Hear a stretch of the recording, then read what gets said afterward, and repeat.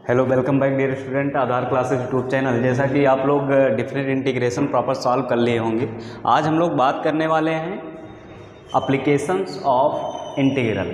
Clear है प्यारे बच्चों? एप्लीकेशन ऑफ इंटीग्रल में हम लोग देखने वाले हैं एरिया अंडर द कर्व निकालना, जिसको हम लोग डिफरेंट इंटीग्रेशन का यूज करके हम लोग क्या निकालेंगे भाई, एरिया अंडर द कर्व। शुरुआती लेक्चर में हमने बता दिया था कि बेसिकली डिफरेंट इंटीग्रेशन जो होता है हमें क्या देता है, एरिया अंडर द कर्व। तो आप लोग टर्म 2 की तैयारी करते रहे और प्रॉपर वीडियोस देखते रहें ताकि आपके कॉन्सेप्ट क्लियर हो सकें और आप बोर्ड में जो है अच्छा नंबर गेन कर सकें। क्लियर है प्यारे बच्चों? तो आओ हेडिंग डाल लो भाई, एरिया, और समझते हैं कि एरिया होता क्या है बेसिकली। क्लियर है? एरिया तो आप बचपन से पढ़ते आ रहे हो, लेकिन अब हम लोग यहाँ पे बात करने वाले ये हैं कि एरिया कैसे निकालेंगे with the use of integration. Clear है प्यारे बच्चों? तो आओ यहाँ पे थोड़ा सा फील देता हूँ आपको। जैसे अगर कोई कर्व है, ध्यान समझना, ये कोई कर्व है fx, ये कोई कर्व क्या है भाई, fx, और हम चाहते हैं ए से बी के बीच में क्या चाहते हैं, एरिया। ए से बी के बीच में क्या चाहते हैं, एरिया। तो बेसिकली यहाँ पे अगर हम फंक्शन को इंटीग्रेट कर दें ए से B F of X D X, तो ये हमें क्या दे देगा भाई, area under A B graph. आई बात समझ में प्यारे बच्चों? क्योंकि यहाँ पे बस सिर्फ कुछ चीज़ें ध्यान रखनी है कि कहीं ऐसा तो नहीं कि एरिया निगेटिव आ रहा, क्योंकि आपको याद होगा डिफरेंट इंटीग्रेशन में हमने बताया था कि डिफरेंट और एरिया अंडर द कर्व में बस फर्क इतना ही होता है कि एरिया अंडर द कर्व जो हम लोग डिफरेंट इंटीग्रेशन से निकालते हैं, तो ये चीज़ जरूर ध्यान देते हैं कहीं ऐसा तो नहीं जो एरिया आ रहा है वो निगेटिव आ रहा है, और अगर निगेटिव आ रहा होगा तो हम वहाँ पे क्या बनाएंगे प्यारे बच्चों, पॉजिटिव बनाएंगे। क्लियर है? एक सिंपल सा क्वेश्चन मैं आपके सामने रखना चाहता हूँ, इसको समझना उसके बाद फिर हम आगे प्रोसीड करेंगे। गलतियाँ क्या हो सकती हैं एरिया निकालते समय। अगर मैं बात करूँ आपसे 0 से pi sine x D x का, तो आपको याद होगा कि 0 से पाई में साइन एक्स डी एक्स का जो इंटीग्रेशन है वो आएगा माइनस कॉस एक्स, और जब 0 और पाई पुट करेंगे तो आंसर निकल के आएगा कितना भाई, 2। क्लियर है? तो इसका मतलब क्या सर, 0 से पाई के बीच में जो एरिया बना रहा है साइन एक्स, वो क्या 2 यूनिट बना रहा है? हाँ, तो बिल्कुल 2 ही यूनिट बना रहा है। ध्यान से देखना, अगर आपको ग्राफ याद हो तो ये 0 होता है, ये पाई होता है, और आपको जान के खुशी होगी कि अंडर 0 से पाई ग्राफ जो साइन एक्स एरिया बनाता है कितना बनाता है भाई, 2 यूनिट। कितना यूनिट? 2 यूनिट। अब ध्यान से समझना है, यहाँ पे अगर 2 यूनिट बनाता है तो यहीं पे मैं इंटीग्रेशन थोड़ा और आगे बढ़ाना चाहता हूँ, 0 से 2 पाई साइन एक्स डी, और मेरे भाई जब इसको इंटीग्रेट करोगे तुम माइनस कॉस एक्स को 0 से 2 पाई, तो आंसर आपका निकल के आएगा कितना, 0। अरे 2 पाई पुट करोगे तो -1 और 0 पुट करोगे तो +1, आंसर निकल के आएगा 0। अब कहोगे, आपके दिमाग में ख्याल आएगा कि सर एक बात बताइए, अगर 0 से पाई में 2 आ रहा है तो 0 से 2 पाई में 0 क्यों आ रहा है? तो आपको जान के खुशी होगी कि 0 से 2 पाई के बीच में अगर आप देखें तो पाई से 2 पाई में एरिया जो आ रहा है वो पॉजिटिव है, और 0 से पाई में पॉजिटिव एरिया आ रहा है, और निगेटिव में कितना आ रहा है, निगेटिव एरिया पाई से 2 पाई में। क्लियर है प्यारे बच्चों? तो पॉजिटिव निगेटिव एरिया मिलके क्या हो रहे हैं, कंपनसेट, और आंसर आपको कितना मिल रहा है, 0। तो अगर आप चाहते हो कि प्रॉपर आपको एरिया मिले, निगेटिव पॉजिटिव एरिया कंपनसेट ना हो, तो आपको कुछ बातों का ख्याल रखना पड़ेगा। ख्याल उन बातों का रखना पड़ेगा कि आपको ये देखना पड़ेगा कि कर्व कहीं ऐसा तो नहीं कि निगेटिव डायरेक्शन में जा रहा है, और अगर निगेटिव डायरेक्शन में जा रहा है तो हमें वहाँ पे क्या बनाना पड़ेगा, उसको पॉजिटिव बनाना पड़ेगा। प्यारे बच्चों, कहोगे कैसे सर? आओ बताता हूँ। तो यहाँ पे हम लोग अगर 0 से पाई में देखें तो 0 से पाई में साइन एक्स में कोई दिक्कत ही नहीं है, 0 से पाई में पॉजिटिव एरिया दे रहा है तो प्रॉपर आपका 2 यूनिट आया। लेकिन अगर यहाँ पे 0 से 2 पाई देखोगे तो 0 से पाई में अपने को ब्रेक करना पड़ेगा, प्लस पाई से 2 पाई में अलग ब्रेक करना पड़ेगा, और यहाँ पे जो एरिया निगेटिव आ रहा है उसे क्या बनाना पड़ेगा, माइनस साइन के साथ मल्टीप्लाई करके क्या बनाना पड़ेगा, पॉजिटिव। और आपको जान के बहुत खुशी होगी, हर एक ये जो मिलता है 0 से पाई के बीच में, ये एरिया 2 होता है, तो ये भी कितना होगा, 2 होगा, तो एरिया कितना आ जाएगा, 4 यूनिट। क्लियर है प्यारे बच्चों? तो एरिया कैलकुलेशन में आपको कुछ बातों का ख्याल रखना पड़ेगा कि जहाँ पर भी वैल्यू निगेटिव में जा रही होगी वहाँ पे हमें थोड़ा सा सतर्क हो जाना है कि वहाँ पे हमें एरिया निकालते समय उसको क्या बनाना है भाई, पॉजिटिव बनाना है। क्लियर है? तो ये बात आपके ख्याल में आ गई होगी कि सर अब एरिया कैलकुलेशन में इतना बात तो जरूर ख्याल रखेंगे। तो आओ एक क्वेश्चन देता हूँ और मुझे उसका जवाब चाहिए, ध्यान से समझना, जवाब चाहिए मुझे। बात करता हूँ 0 से pi cos x D x का, कॉस एक्स डी एक्स। आपसे क्वेश्चन ये बोला गया, find area bounded by curve f x is equal to cos x between 0 to pi, 0 to pi.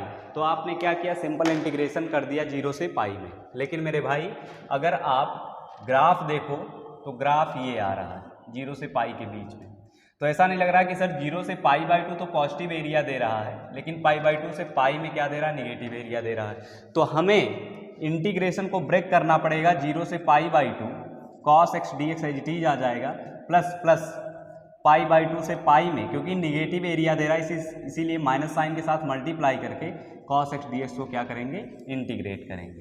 Clear है प्यारे बच्चों? तो आप इसको इंटीग्रेट कर लो, आप आंसर देखो कितना आएगा भाई। कॉस एक्स का इंटीग्रेशन कितना होगा, साइन एक्स 0 से pi by 2 minus sine x pi by 2 से पाई। आपको जान के खुशी होगी जब आंसर रखोगे पाई बाई 2 पे 1 देगा और ये पाई बाई 2 पे 1 देगा, यानी आंसर कितना आएगा, 2। क्लियर है? तो एरिया कैलकुलेशन में हमें कुछ बातों का ख्याल रखना पड़ेगा। कहीं ऐसा तो नहीं सर कि एरिया नेगेटिव में जा रहा है, और अगर एरिया नेगेटिव में जा रहा है तो वहाँ पे हमें इस बात का ख्याल रखना पड़ेगा कि एरिया को हमें क्या बनाना पड़ेगा भाई, पॉजिटिव।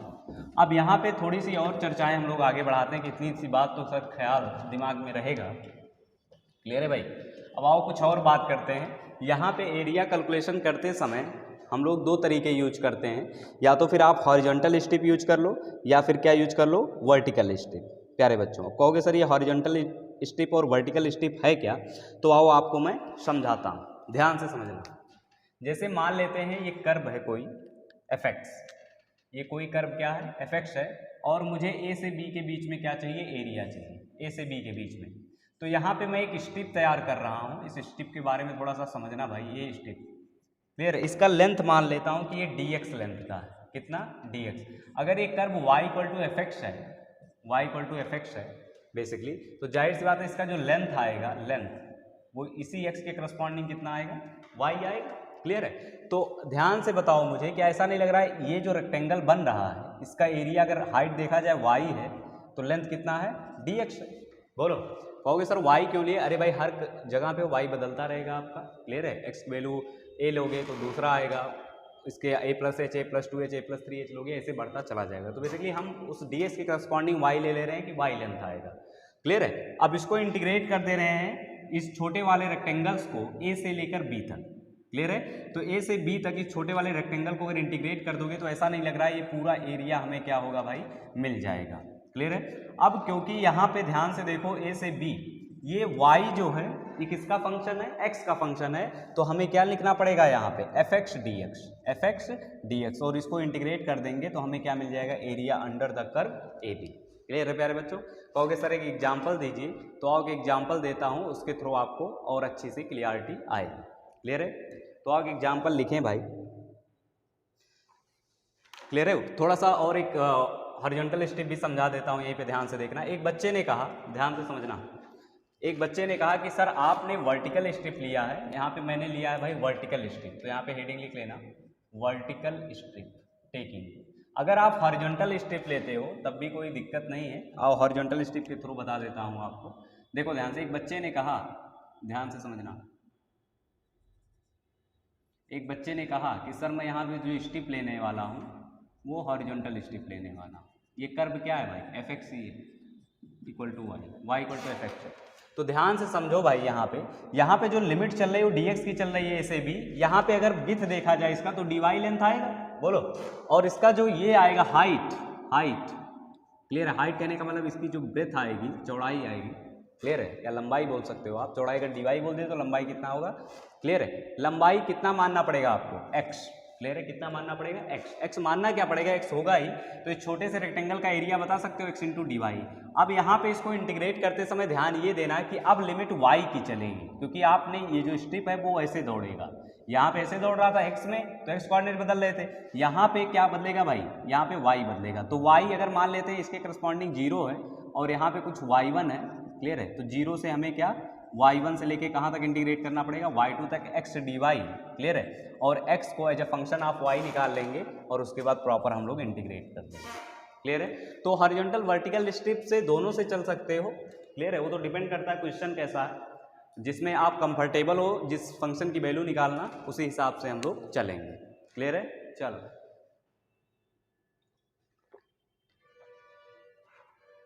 चलो भाई, अगर इतनी सी बात समझ में आई है तो आओ हेडिंग डालो भाई, जो हम लोग बचपन से परेशान होते रहते हैं कि एरिया ऑफ सर्कल निकालने जा रहा हूँ। ध्यान से समझना भाई इसको, ताकि फील आ जाए एरिया अंडर द कर्व में।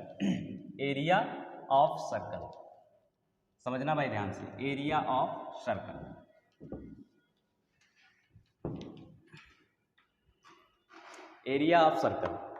एरिया ऑफ सर्कल आज कैलकुलेट करने जा रहा हूं। जो आप बचपन से पढ़ते आ रहे हो सर पाई आर स्क्वायर आता है, उसका आज प्रूफ देखोगे आप कि पाई आर स्क्वायर ही क्यों आता है, पाई आर स्क्वायर ही क्यों आता है।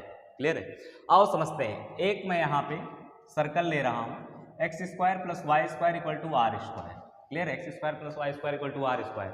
और ये सर्कल आप जानते हो सर्कल की इक्वेशन होती है जिसमें सेंटर 0,0 होता है और रेडियस कितनी होती है भाई, आर होती है। रेडियस क्या होती है, आर। अच्छा एक बात बताओ, अगर मैं सर्कल के बारे में देखूं तो ऐसा नहीं लग रहा जितना फर्स्ट क्वाड्रेंट में एरिया बना रहा है उतना ही सेकंड में बना रहा है, उतना ही थर्ड में और उतना ही फोर्थ में। मतलब ये first, second quadrant, third quadrant और फोर्थ क्वाड्रेंट, चारों क्वाड्रेंट में जो एरिया है वो क्या है, इक्वल है। तो क्यों ना मैं एक पोर्शन का निकाल और 4 से मल्टीप्लाई कर दूं तो हमें क्या मिल जाएगा भाई, सर्कल का एरिया मिल जाएगा। ठीक है? अच्छा यहाँ पे अगर एंड पॉइंट की बात करें तो अगर ये 0,0 है तो ये पॉइंट होगा आपका r,0। बोलो r,0 होगा। ये पॉइंट कितना होगा, 0,r। बोलो ये पॉइंट कितना होगा, -r,0। और ये कितना होगा, 0,-r। ठीक है? तो बेसिकली हम इसको इंटीग्रेट करने जा रहे हैं। ठीक है? अब देखना कैसे हम लोग स्टेप मानेंगे, ध्यान समझना। यहाँ पे मैं मान रहा हूँ, अभी दोनों से मैं तुम्हें करके दिखाऊंगा। पहले मैं मान ले रहा हूँ वर्टिकल स्टेप। ठीक है?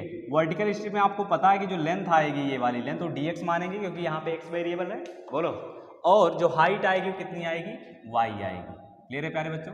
तो यहाँ पे एक बात बताओ, इस छोटे वाले रेक्टेंगल का जो एरिया आएगा वो क्या y इंटू dx आएगा। और कहाँ से कहाँ तक उसको इंटीग्रेट करते, देखो ये कहाँ से कहाँ तक मूव करवा रहे हैं, यहाँ से लेके r तक। यहाँ से लेके रेक्टेंगल कहाँ तक मूव करेगा भाई, r तक। यहाँ से यहाँ तक चलेगा, क्योंकि बेसिकली हम कर क्या रहे हैं कि इसी एक पोर्शन का एरिया निकाल रहे हैं और उसको 4 से क्या कर देंगे, मल्टीप्लाई, तो हमें टोटल एरिया कवर मिल जाएगा। क्लियर है? तो यहाँ पे सर अगर हम 0 से a इंटीग्रेट कर दें, dx देखो अगर ये यहाँ से लेके यहाँ तक मूव कर रहा है तो dx आपका 0 से लेके a तक मूव कर रहा है, सॉरी r तक। रेडियस कितना है, r। ठीक है? अब देखो यहाँ पे, अब y की वैल्यू हमें इन द y जो है फंक्शन है x का, तो y in the terms of x निकालना पड़ेगा। तो यहाँ से गौर से देखो आपको, तो ऐसा नहीं लग रहा है कि y की वैल्यू आएगी सर √(a² - x²). तो यहाँ पे जैसे ही आप रखोगे 0 से r √(a²), दैट इज अगर r माने हो आप यहाँ पे तो r² - x² dx। और आप r² - x² का इंटीग्रेशन जानते हो कितना होता है, r² - x²। r² - x² की अगर इंटीग्रेशन की बात किया जाए तो यहाँ पे आपको याद होगा कि आता है x/2 √(r² - x² plus a²/2 sin inverse x/a। a का क्या है, r है, तो यहाँ पे r लिखते हैं। क्लियर है? तो अब इसको इंटीग्रेट करते हैं। तो इसका इंटीग्रेशन सर हमें पता है कितना आएगा भाई, x/2 √(r² - x² plus r²/2 sin inverse x/r। Clear है प्यारे बच्चों? ये आएगा। अब सर अपर लिमिट और लोअर लिमिट क्या करेंगे, पुट कर देंगे। ठीक है? अपर लिमिट और लोअर लिमिट क्या करेंगे, पुट कर देंगे। तो जैसे ही आप अपर लिमिट पुट करते हो तो ये तो वैल्यू 0 हो जाएगी। बोलो, ये वैल्यू 0 हो जाएगी। और यहाँ पे जब r आप पुट करोगे तो r/r sin इनवर्स 1, और sin इनवर्स 1 आप जानते हो कितना होता है भाई, sin इनवर्स 1। क्या आपको याद है sin इनवर्स 1 कितना आता है भाई, याद करो, π/2। क्लियर है भाई? तो यहाँ पे sin इनवर्स 1 आपका कितना दे देगा, π/2। बोलो, तो यहाँ से आपका आ जाएगा सर πr²/4। क्लियर है प्यारे बच्चों, πr²/4। 0 पुट करोगे तो सबके सब क्या हो जाएंगे भाई, 0। बोलो, 0 पुट करोगे तो ये 0 हो जाएगा, ये भी 0 हो जाएगा, सिर्फ πr²/4 बचेगा। इसका मतलब सर हमने इस पोर्शन का एरिया कैलकुलेट कर लिया और कितना आया भाई, πr²/4। तो अगर इतने पोर्शन का एरिया πr² आया है तो अगर मैं 4 से मल्टीप्लाई कर दूं, 4 से इंटू πr²/4, तो ऐसा नहीं लग रहा है कि आंसर कितना आएगा भाई, πr²। जो आप बचपन से पढ़ते आ रहे हो, एरिया ऑफ सर्कल, आज आपने प्रूफ कर लिया बाय इंटीग्रेशन मेथड कि एरिया ऑफ सर्कल इतना ही क्यों होगा। क्लियर है प्यारे बच्चों? चलो, अगर किसी बच्चे ने यहीं पे, क्लियर है, कहा सर मैं तो vertical ellipse, sorry horizontal step से चलना चाहता हूँ तो कोई बात नहीं प्यारे बच्चों, आ जाओ, उसका भी यहाँ पे एक्सप्लेन कर देता हूँ कि अगर आप हॉरिजॉन्टल स्टेप से चलना चाहते हो तो कैसे चलोगे। देखना ध्यान से, ये आप स्टेप पकड़ोगे, क्लियर है, इसका जो लेंथ आएगा कितना आएगा dy, और ये लेंथ कितनी होगी x, क्लियर है। तो आप लिखोगे x इंटू dy। अब y की लिमिट चलेगी, y कहाँ से कहाँ तक है, 0 से r तक, तो यहाँ 0 से r आ जाएगा, तो 0 से r। अब x in the terms of क्या निकालना पड़ेगा, y। तो आपको इक्वेशन तो पता ही, x square plus y square equal to r square. तो यहाँ से प्यारे बच्चों y, x की वैल्यू निकालनी है, तो x इक्वल टू आ जाएगा under root of r square minus y square. तो यहाँ पे प्यारे बच्चों आपको x की वैल्यू पुट कर देनी पड़ेगी, मतलब इंटीग्रेशन टोटल कन्वर्ट हो जाएगा 0 से r under root of r square minus y square d y. और प्यारे बच्चों इसको इंटीग्रेट करोगे तो आपको प्रॉपर वही आंसर में निकल के आएगा, क्योंकि वहाँ पे बस एक्स स्क्वायर की जगह क्या था, आ गया वाई स्क्वायर, और लिमिट तो दोनों की सेम ही चल रही है, तो आंसर वहाँ से भी कितना आना है, पाई आर स्क्वायर बाई 4। क्लियर है, बस ये ध्यान देना है कि लिमिट यहाँ पे किसकी चलेगी, किसकी चलेगी, वाई। क्लियर है प्यारे बच्चों, तो इतनी सी बात आपको समझ में आ गई होगी। अब सर अगर एरिया ऑफ सर्कल आ गया निकालने के लिए, तो निकाल ले जाएंगे सर, बिल्कुल डरेंगे नहीं, बोलो बिल्कुल डरेंगे नहीं, बहुत सही, लाजवाब। आओ, अगर इतनी सी बात समझ में आती है तो यहाँ पे बात कर लेते हैं, थोड़ा सा बात कर लेते हैं एरिया ऑफ इलिप्स का। किसका भाई, एरिया ऑफ इलिप्स। बहुत ही मज़ेदार एरिया निकल के आएगा, आपको फील आएगा, मज़ा आएगा इसको पढ़ के। एरिया ऑफ इलिप्स, क्लियर है, तो हेडिंग डाल लो भाई, एरिया ऑफ इलिप्स। इलिप्स का एरिया हम लोग बात करने वाले हैं। अब देखना, इलिप्स आपको पता है ये बनता है, क्लियर है, जिसमें इसकी इक्वेशन जो आती है x square by a square plus y square by b square equal to 1। Clear है प्यारे बच्चों। यहाँ पे थोड़ी सी चीज़ और आपको बताना चाहूँगा कि यहाँ पे ये सेंटर होता है 0,0, सेंटर कितना होता है भाई 0,0, इंड पॉइंट आते हैं सर a,0, ये इंड पॉइंट आएगा सर 0,b, और ये इंड पॉइंट आएगा कितना भाई 0,-b, और ये पॉइंट आपका आएगा -a,0। क्लियर है। देखो भाई यहाँ पर भी सिमेट्री है, अगर एक पोर्शन का एरिया आपको निकाल दूं, क्लियर है, मल्टीप्लाई बाई 4 कर दूं, तो आप मान जाओगे, क्लियर है, कि एरिया कितना आएगा। क्लियर है, क्योंकि यहाँ पर भी सिमेट्री है about x and y axis. तो एक पोर्शन का निकाल लेते हैं। अब कहोगे सर हॉरिजॉन्टल स्टेप से चलें या वर्टिकल, जो जिससे तुम्हारी इच्छा करें, ठीक है। तो आओ, मैं तो वर्टिकल से बता दे रहा हूँ, आप हॉरिजॉन्टल से कर लेना, ठीक है। तो यहाँ पे इसकी लेंथ सर आएगी dx, और ये हाइट आएगी कितनी y, तो लिखेंगे sir y into D x. Clear है। अब लिमिट कहाँ से कहाँ तक चलेगा, dx की लिमिट 0 से लेके कहाँ तक, a तक, 0 से लेके a तक। अब y in the terms of x निकालना पड़ेगा, तो प्यारे बच्चों यहाँ से देखो y square by b square is equal to 1 minus x square by a square. Clear है। ऐसा नहीं लग रहा है कि y की वैल्यू आएगी, y की value under root of b by a under root of a square minus x square. अब कोई ये मत कहना सर प्लस माइनस के साथ आएगा, बिल्कुल आएगा प्लस माइनस के साथ, लेकिन हमें सिर्फ प्लस वाला कंसीडर करना है, यहाँ पे दोनों वैल्यू जाएंगी पॉजिटिव। तो प्यारे बच्चों ये इंटीग्रेट होगा, या आपके आ जाएगा 0 से a, b बाई ए तो बाहर हो जाएगा, और बचेगा इंटीग्रेशन में under root of a square minus x square d x. अभी हमने इसका इंटीग्रेशन जस्ट किया, जस्ट क्या है किया है, जब यहाँ r था। क्लियर है। तो कितना आ रहा था, pi R square by 4, pi R square by 4। तो यहाँ पे कितना आएगा भाई, पाई ए स्क्वायर बाई 4। तो देखो यहाँ से क्या आएगा, b by A into pi A square by 4। Clear प्यारे बच्चों। तो यहाँ से a और a कैंसिल हो जाएगा, आपका निकल के आएगा क्या, पाई ए बी बाई 4। और क्योंकि आपने एक पोर्शन का निकाला, अगर मल्टीप्लाई बाई 4 कर दोगे तो कितना आ जाएगा, पाई ए बी, कितना, पाई ए बी। तो ये हो जाएगा area of ellipse. Area of ellipse कितना आ जाएगा भाई, पाई ए बी। लिख लो ताकि आपको याद रहे, area of ellipse pi a b. तो नोट कर लें और पढ़ते रहें। क्लियर है प्यारे बच्चों। तो यहाँ तक बात हमारी समझ में आ गई है कि सर एरिया ऑफ जो इलिप्स आएगा वो आएगा कितना, पाई ए बी। अब कोई अगर हॉरिजॉन्टल इलिप्स से चलना चाहता है, ठीक है, हॉरिजॉन्टल स्ट्रिप से, तो वहां से भी चल सकता है। क्लियर है प्यारे बच्चों। चलो बहुत ही अच्छा, लाजवाब।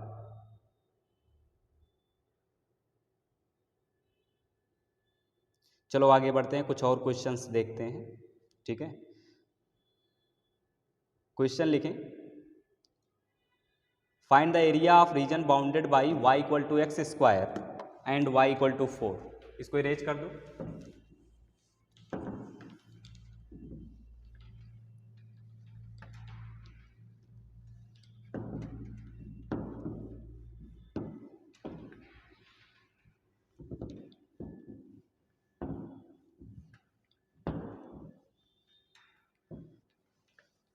चलो क्वेश्चन ये है आपके सामने, find area bounded by, find area bounded bye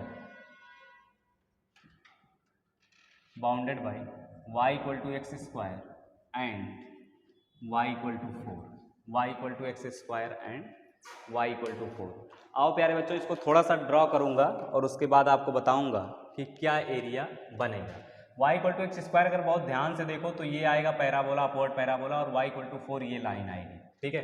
तो कहने का वाला इन दोनों से जो बाउंड कर रहा है एरिया, उसी की हमें वैल्यू बतानी। तो आप बहुत गौर से देखो तो ऐसा नहीं लग रहा है सर यही एरिया बाउंड कर रहा है, ये एरिया, ठीक है। तो यही एरिया हमें निकालना है। क्लियर है प्यारे बच्चों? तो यहाँ पे अगर ये एरिया निकालना है तो ध्यान से समझना, ध्यान से समझना, देखना यहाँ पे। क्लियर है? तो अगर ये एरिया निकाल दो, डबल कर दो तो ये एरिया आ जाएगा, ठीक है। यहाँ पे देखो, अगर देखा जाए तो ये वैल्यू हमें पता है 4 है और ये वैल्यू कितनी है 0। बोलो, अरे भाई 0,0 है ये, और ये क्या है 0,4, क्योंकि y इक्वल टू 4 चल रहा है ना। तो हम यहाँ पे हॉरिजॉन्टल स्टेप से चलेंगे, क्योंकि हमें यहाँ पे y कोऑर्डिनेट पता है। अब कहोगे सर x कोऑर्डिनेट भी तो पता है, बिल्कुल पता है, x कोऑर्डिनेट से भी चल सकते हो आप, लेकिन मैं तो कहूँगा कि यहाँ पे आप किससे चलो, हॉरिजॉन्टल स्टेप से चलो। क्लियर है प्यारे बच्चों?